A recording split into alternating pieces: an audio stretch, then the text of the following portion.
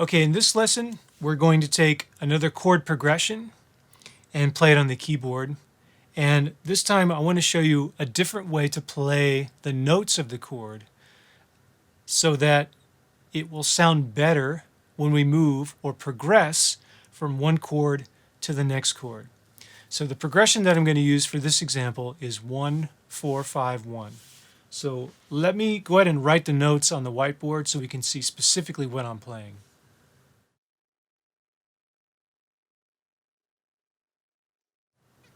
What we have here is a root position C chord, then it goes to the 4 chord or F, and then the 5 chord G, and then all the way back to C. And if you look at my hand on the overhead camera, you can see that my hand moves, a good amount. And all the way back down.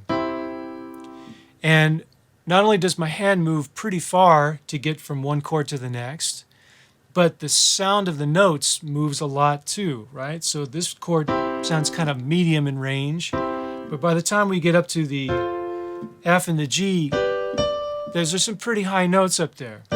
And we're really kind of making our way into melody land, if you will. That's kind of the area for melody. So we're kind of intruding on their space.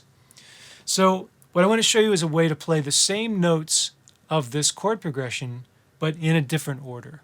And we call these inversions. So I'm going to start with the same first chord, C major in root position. So the root's on the bottom.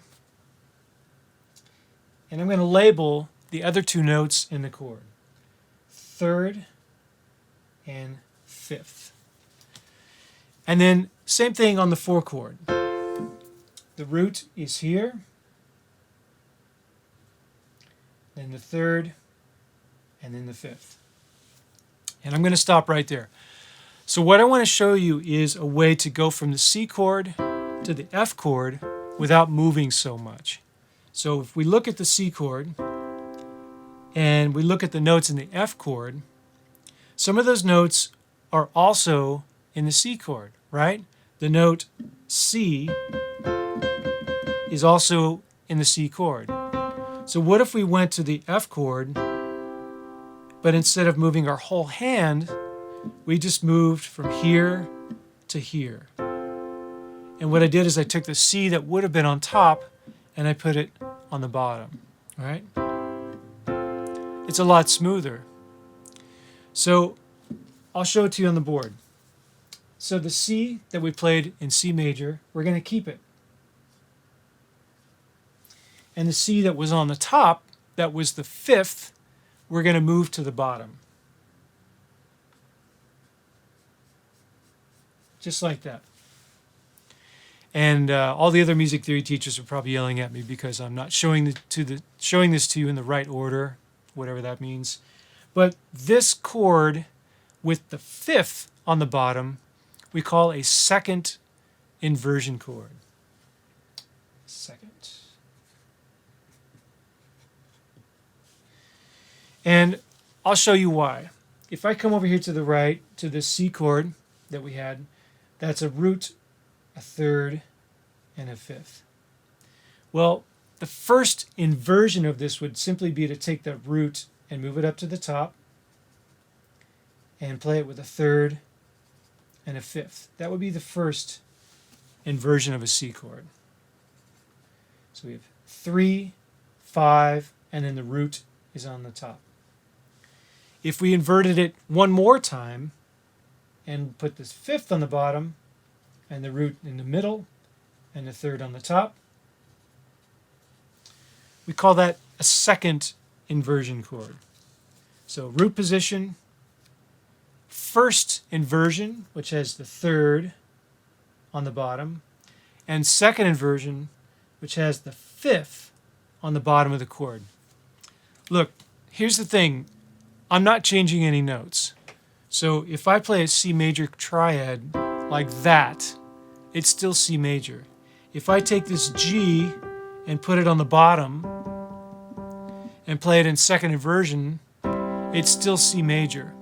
If I take this E and I put it on the bottom and play it this way, it's still a C major chord. I'm just playing different inversions of the chord. So here's root, first inversion, second inversion, back to root.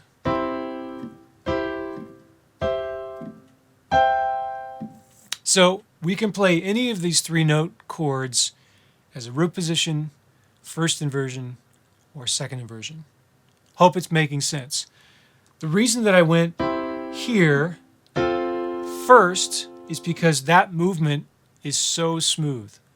So I can keep the C when I go to F major, and then my other 2 notes just move up by 1 step.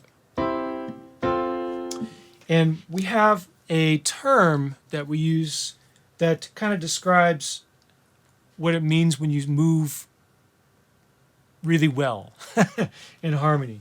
And the term is voice leading. So going from here to here is good voice leading. Going from here to there is not good voice leading. We want to keep the things kind of close together. So if I take the same idea, when we look at the G chord, the 5 chord, it's got a G, a B, and a D. So I just start looking to see, well, what's close? I'm going to keep the G right there. That's fine. That's the root. But this B could come down below the C. It'd be very close to C. So I can get rid of the B. And the D, same thing. I can bring it down as well. So now what we have is root, third, and fifth. And what is that? That is a first inversion chord. So the 5 chord, I chose to do it as a first inversion. So we have root position here, we have second inversion there, and we have first inversion right there. And if you watch my hands on the piano, you'll see why I did it this way. Here's the C chord, here's the F chord, here's the G chord, and here's the C chord. My hand doesn't move at all.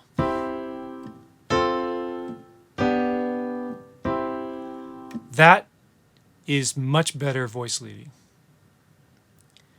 Practice playing inverted chords. Don't freak out if it's too much to deal with. You can still just play root position and work on chord progressions. But eventually, you're going to want to learn how to play the inversions of the chords so that you can make your voice leading a lot smoother and keep your harmony in the middle of the keyboard where it belongs.